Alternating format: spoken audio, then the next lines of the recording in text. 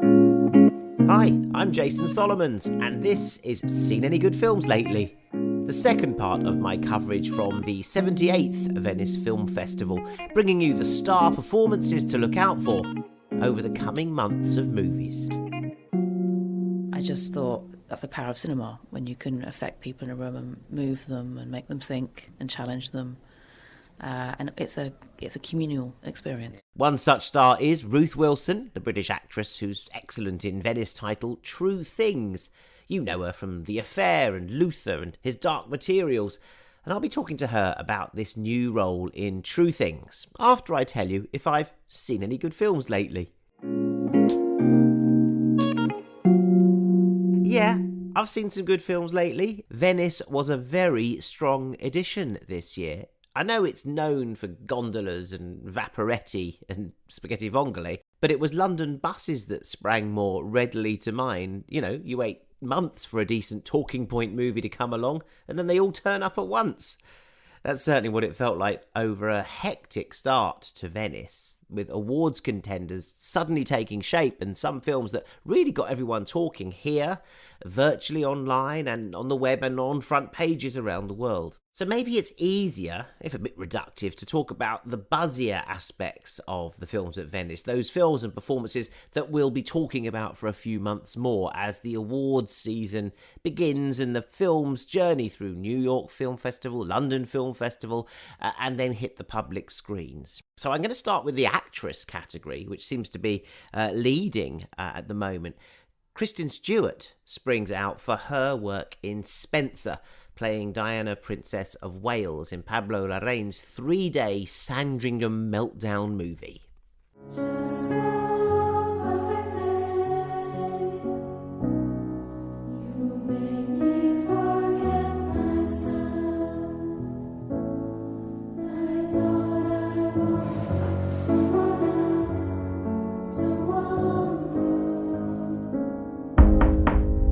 Ma'am, they're waiting for you. They gushed over Spencer in Venice, though I suspect the film itself will exasperate many as it goes on its way. It's really quite a silly bit of work, possibly intentionally so. And Stewart is never less than committed to it and in it, so I reckon it's best viewed as a bit of high camp panto more than anything serious, and that Stewart is turning into the Joan Crawford of our times, and that's why she will definitely get awards push for Spencer. Also in the actress category is Olivia Colman in The Lost Daughter. Olivia Colman's so good, always, that sometimes you overlook her.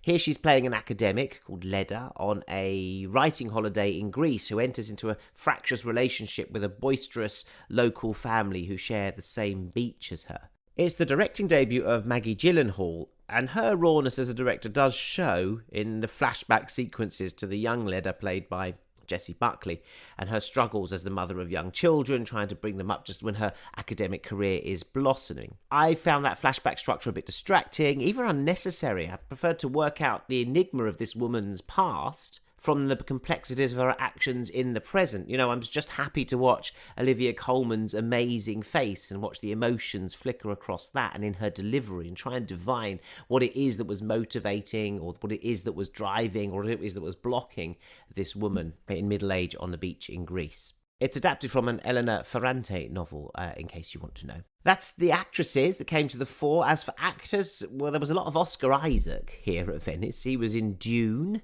he was in Scenes from a Marriage, and he was in Paul Schrader's The Card Counter, a film in which I found infuriating and fascinating in equal measure. It had as many things that I hate in movies, like card games and plot twists and religious imagery, and so much of the stuff I love, like money stuffed in holdalls, motels, cocktails. Oscar Isaac broods through this one, The Card Counter, but if anyone's ever making a Martin Scorsese biopic, let me tell you, Oscar Isaac is your fast-talking, square-faced man.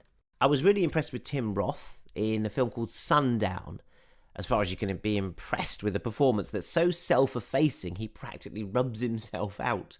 He plays Neil, a wealthy British tourist in Acapulco who suddenly splits from his family party and embarks on his own journey. He is as detached from the action as the camera that watches him directed by Michel Franco. It's a coldly observed film about Mexico's social and economic divides. And Roth is really good in it. It's a really physical, floppy, loose-limbed performance. And he's got this unhurried, depressive trudge, the long face of someone who's smelt something awful. He's so relaxed in his surroundings, though, Tim Roth, and on the screen, that he's sort of supine. He almost can't stand up. We've got to guess what's ailing him, got to guess what his condition is, why he's like this. And it's an intriguing, rather chilly but burning film. The sort of film you come out of with loads of questions, wondering if you'd perhaps fallen asleep or just blinked and missed something crucial. You haven't. It's very short. So Michel Franco directed that one, Sundown, and you often call him the Michael Haneke of Mexico. And remember, of course, Tim Roth played in Funny Games, the Michael Haneke remake for Haneke himself. But Michel Franco's also co-produced on another film called La Caja, or The Box, which was also another captivating stare at Mexican society, this time from the point of view of a boy who thinks he might have found a father figure to latch onto, and then gets involved in this ruthless cycle of almost human trafficking. It's a sort of film that I really love, those wide open spaces and sort of peasant children. But I was a touch underwhelmed by this one. Maybe I'll confess that I saw it in London before Venice, and I didn't sort of see it in the unfolding narrative of a festival. I don't like doing it that way because you miss the excitement of it, like entering the competition. And though Venice isn't always about who wins the Golden Lion, this director of La Caja, Lorenzo Vigas, won the Golden Lion in Venice in 2015 for a film called From Afar. So remember La Caja. Might not be the last you hear of that one. Blockbuster-wise, at Venice, there was Dune. Guess I'm not in the mood today. Mood? Yeah. What's mood to do with it? You fight when the necessity arises, no matter the mood. Now fight!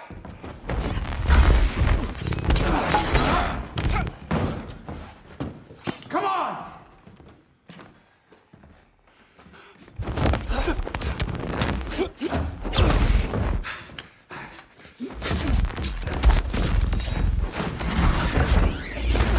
I have you.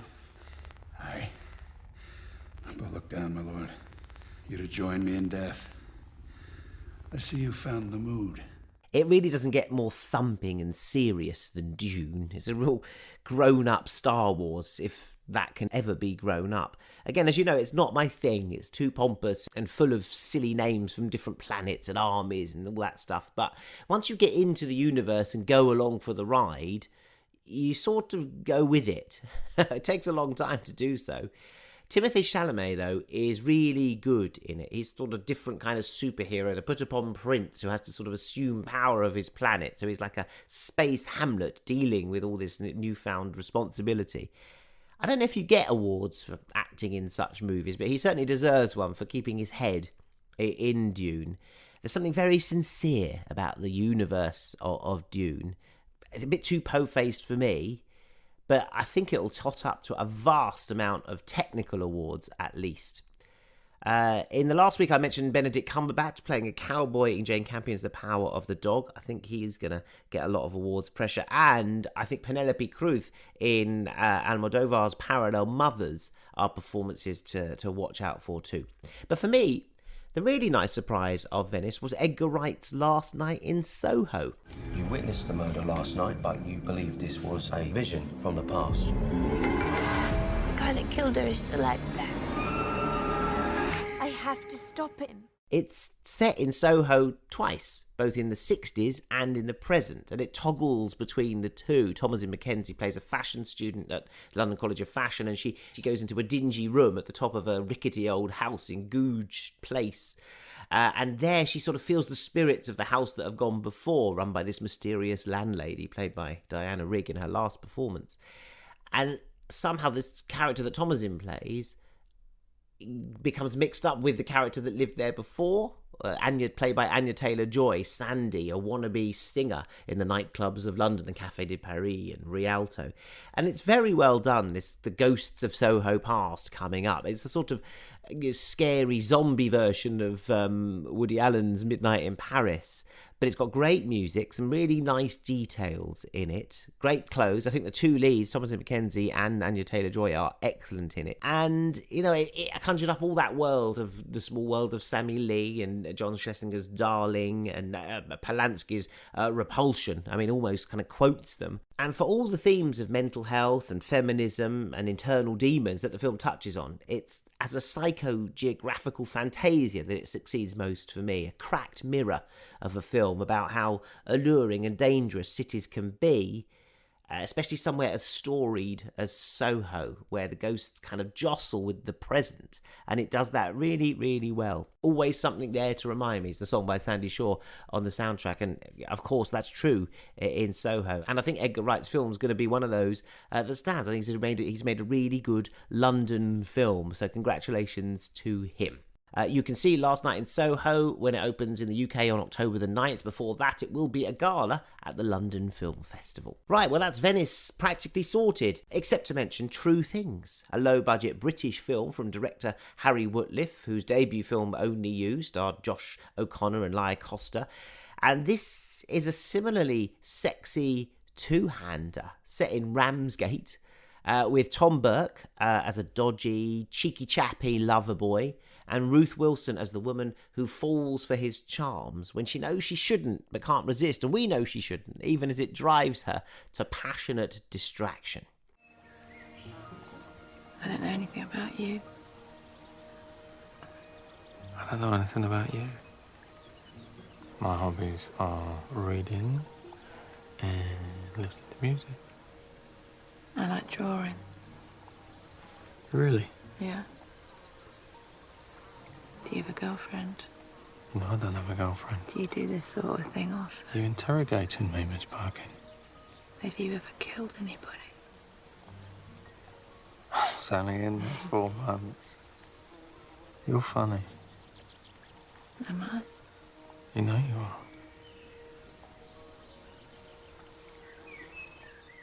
Yeah, Ruth Wilson is terrific in this, and she's definitely going to figure in awards chat, from the BIFAs, the British Independent Film Awards, to the BAFTAs, I reckon. She's an actress who always embodies relatable and real figures, people you think you might know or have met, but they're a bit different. They're one step removed. She's got an interesting way of delivering these characters. And when I met her in Venice, I asked her how she worked to create this particular character in True Things and bring her to life. The inspiration started from a novel. That was about 8 years ago. Saw that Jude Law gave me that novel once we were doing Anna Christie, and he shared this novel with me and said, I think there's something in it. And I read it and I thought, no, there really is. And this is pre-Fleabag. It was pre sort of very feminine perspectives on messy modern women. And I just thought, God, there's something really refreshing in this.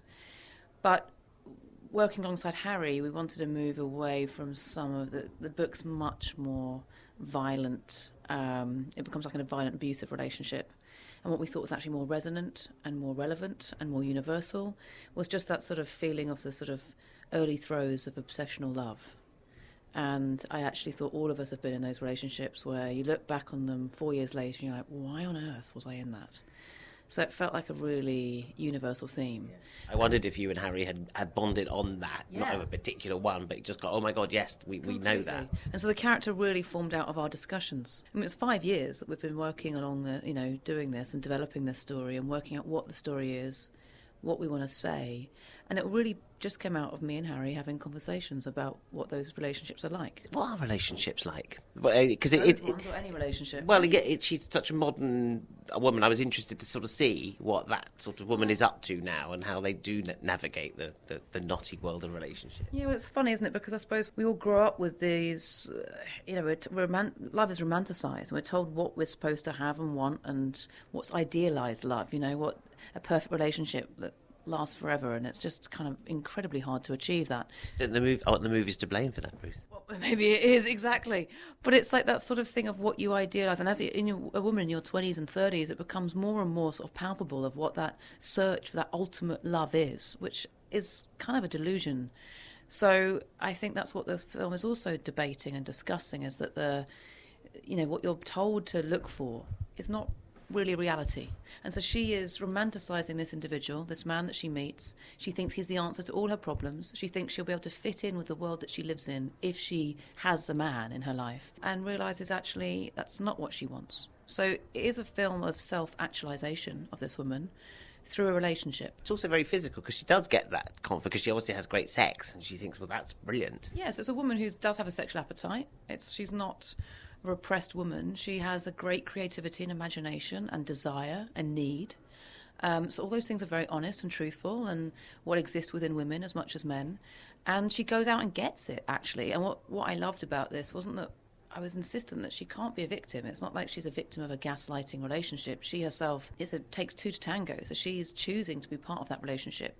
She's choosing to ignore the signals because she's so desperate to, I don't know, have connection, have some form of intimacy, to have what everyone else has. So when you do that, when you create the characters, do you do that at the script stage and say, oh, just put this bit in that shows that aspect that you were trying to do, because you're putting a lot of complexity in there? Or do you wait till you get onto the set doing the performance and say, oh, look, this is what motivates my character, and it will therefore naturally occur in her? No, I think it was all in the development stage, because Harrow and I talked in such detail and depth about those sort of experiences and what. And also, obviously, as you're starting to write, or she's starting to write a script, then it starts to take form. You're like, that doesn't quite make sense, or I don't understand why the character's doing that then, or we need a bit more of understanding. There's lots of notes about who she was prior to this moment. None of us felt very comfortable in kind of digging into her, or even pathologising her and saying she's a depressive or that she's had something bad happen to her in life. I was like, I don't think so. I think she's just stuck. And maybe she had something that was stifled creativity. Maybe there was a potential of something at one point in her life, but that's sort of not happened for her. So I thought that maybe she'd tried art school, but kind of hadn't really committed to the idea of it. Did you have an intimacy coordinator? We did, on this yeah. one? Yeah. Is that your first one? Yes, I think it is. Yeah, Ita O'Brien, who is brilliant. She's the one. She's the expert, isn't she? And the sexpert, in fact.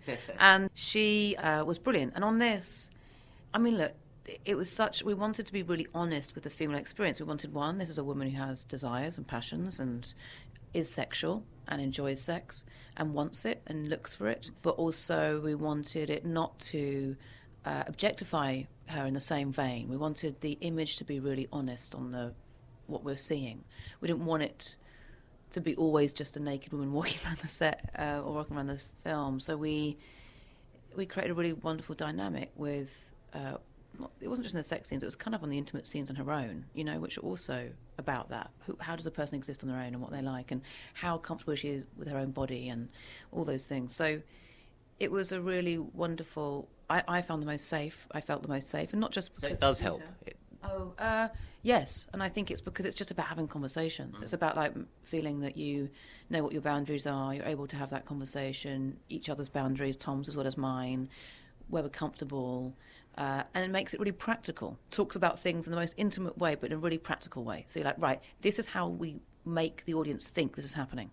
This technique, or if you put your hand slightly there, it will look more convincing. Or if you, so it's actually choreography more than anything else. Yeah. And something that takes away the mystery and the sort of fear around that, and the weird dynamic of actors having to sort of fake sex scenes or intimacy in that way. No, it was very important to the film. I mean, that's why I asked, because they're always like a dance scene, but I just and Harry had done it so well in Only You beforehand. Exactly. She's quite a sexy director, obviously. Yeah, so she was sort of like, I mean, I think Harry at first was like, I don't know if I need one, but I said, well, actors might feel more comfortable with one, to be honest, and Tom might too. So actually, it's just a way of helping actors express themselves, actually, more than anything else, I think, and helping them understand what their own boundaries are and where they're comfortable. What about your actual dance? You do a dance at the end. Oh, yeah. Is that you? Is that you? Is that her? How do you? I was going to you got to dance like somebody else, but is that you? No, I think if I caught you in a disco. Did you think that'll be me going crazy in a disco? I feel like there's a lot of me in this. It's the most, I think it's sort of the closest to me in some ways, because it required sort of observation of a character rather than sort of doing all the time. It was like watching a woman in the very intimate moments of her life. And so it was almost a series of moments, actually. So I felt I had to be quite raw and honest and open and just sit and be observed, which was quite hard sometimes, but also really liberating. And the dance was obviously the most liberating part. You see some of those you see dances in movies sometimes, and they feel a bit cliched sometimes. And I was like, don't want this to be cliched. And the way not to make it cliched is to really be wild, like to be completely, honestly free in that moment when you're just high, you're high on life, basically, and you're feeling the music, and you're just letting yourself, you're dancing for you and you only. There's no one else. And it can be ugly and beautiful at the same time, and it's crazy, but it's completely owned. Did you choreograph that, or did you just let it come out? No, it was like, so we'd had 1 week. It doesn't look like you did. No, it doesn't. Well, there you go.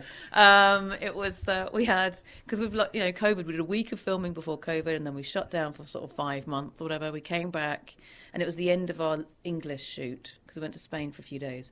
And so even though that was supposed to be in Spain, we shot it in Ramsgate, and, none of us had been out. The Spanish bit was in Ramsgate? No, just that club moment. But we were, everyone was watching it wanting to dance because we'd had such a weird 6 months of this COVID and not allowed to. So there was an element of that involved. Completely. And first time I'd been in a room with people and we're dancing. I was like, this is amazing. And we played PJ Harvey and we played Patti Smith. And I just let rip to both of them. Yeah, you really looked like you were enjoying yourself. Yeah. What's your favourite dance number in a film? I don't know. I love the La La Land. That's a really obvious one because that's recent. But it's lovely. It is lovely, isn't it? I love that film, actually. Me too. I love it. Yeah. There you go. That one. There you go. Well, the one on the one. Yeah, exactly. You kind of want it. I thought you might go Cabaret because you've dabbled in that yourself. What, with Cabaret? Yeah. Have I? Haven't you been in Cabaret? No.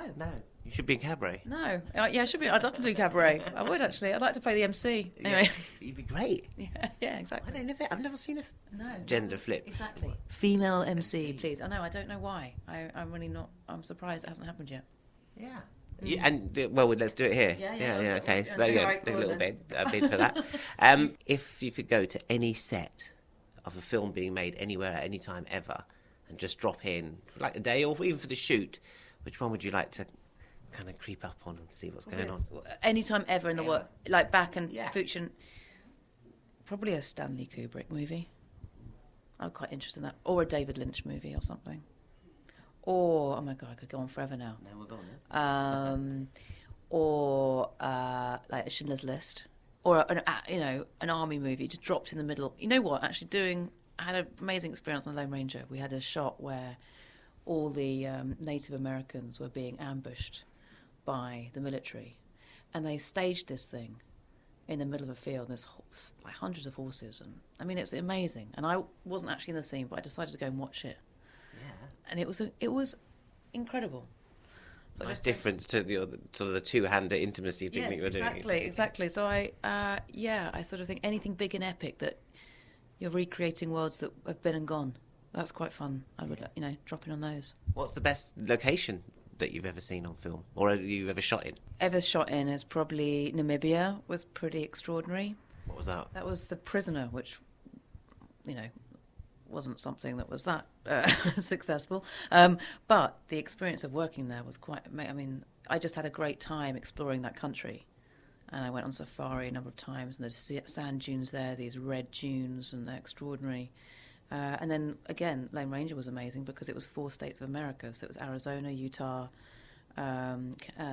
Colorado, and New Mexico. And, I mean, we've got to go to the most amazing places that you can't travel to as a tourist. It's the Canyon de Chelly, and all these extraordinary spaces and locations. Which were epic. And Utah, I mean, those rocks that come through the earth, and they look like fists coming out of the earth. And we'd travel around with this train that were built for the film. And I was standing on it in this sort of, old garb, old, like, layers and layers of bustle. I just had to pinch myself. I think this is extraordinary. It's like they've built a human train set in the middle of a desert, and they've taken it around, transported it to Colorado, Utah. All for you. Well, and Johnny Depp, obviously. Well, it was a movie that cost a lot of money, and they've never made one for that money since. So maybe. Well done, Ruth Wilson. Yeah. You seem to be ruining all these films. The end of big epic movies. And finally, what's your favourite cinema? You know what? I mean, I love all the little ones, intimate ones. One of my favourites was a picture house in Walton-on-Thames. I remember it familiar. It was like where I grew up. Yeah. So I'd go as a young kid, went and watched some really defining movies in that theatre throughout my childhood. Which ones do you remember? Well, I stationed as this. I'll bring it up again because I was underage going in, but my dad was like, "You have to come and watch this because it's important." And I remember going into that cinema. It's tiny, and it's probably about 50, 60 people in there or something, and just the energy of everyone coming out was so extraordinary because it affected them. We were all so moved. And me as it must have been a 15, and I was probably 13 watching it. And I just thought, that's the power of cinema, when you can affect people in a room and move them and make them think and challenge them. And it's a communal experience. Yeah. And would you say that's a film that changed your life, then, Schindler's List? I suppose I thought no, I'd say it sort of taught me about the power of cinema. Is there a film that changed your life? No, I don't think so. I mean, there was a time in my life I always put everything on I took to my bed at age 8 for some mystery illness. I don't really know what was going on, but I had a wonderful cleaner called Frankie who would look after me, and she was an old American actress, Hollywood actress, and she used to smoke endless fags, and she would prop me up in front of the TV every day with an avocado, and I'd watch loads of old movies. And I'm sure that's where my interest or love for film came. It was like all the Cary Grant movies, and it was amazing. Would you like to be a sort of black and white screwball actress? You know what, I would, yeah. I think I'm born in the wrong time. I would love to be, yeah. Catherine Hepburn-y, yeah. I can see you delivering withering put down. Yeah, exactly. Someone write me one. Yeah. So we've got to make you the MC in Cabaret, and then a sort of fast-talking Hildy Johnson sort of thing. That's what we're casting for you. Right, I've sorted you out. That's perfectly doable. Congratulations on True Things. Thank you for coming on the show. Ruth Wilson in Harry Woodliffe's True Things has just been announced as part of the official competition at the upcoming London Film Festival. The film I was talking about with Tim Roth, Sundown, that's also in that competition, as well as Paolo Sorrentino's Hand of God, which I reviewed on last week's show. Okay, so just one more recommend for this week before I go, and it's the reissue of Joseph Losey's 1963 British thriller The Servant, starring James Fox, Dirk Bogarde and Sarah Miles. It's now in a fabulous 4K restoration that is so super sharp, and it highlights the lustrous cinematography of Douglas Slocum. And it's about Bogarde's sort of middle-class manservant who wheedles his way into the affections and the rivalries of the feckless aristocrat played by James Fox. It's a Harold Pinter script. It's got power and class and control, and those master and servant roles are thoroughly reversed. But it's also about sex and envy. It's on Blu-ray later this month, a real classic collector's edition of that. But it's also out at the cinema, and it's the best thing at the movies again. It's probably been reissued several times since 1963, and it's probably always been Film of the Week, so it is again for me. And the soundtrack by Johnny Dankworth is what we're going to go out on this week. So, from Venice, where Dirk Bogarde's spirit will, of course, always live on in the Hotel des Bains, which I pass every day on the way to the casino and the Palazzo del Cinema. Of course, his ghost of death in Venice still haunts there. Well, here's to another of Dirk Bogarde's landmark roles in The Servant. See ya.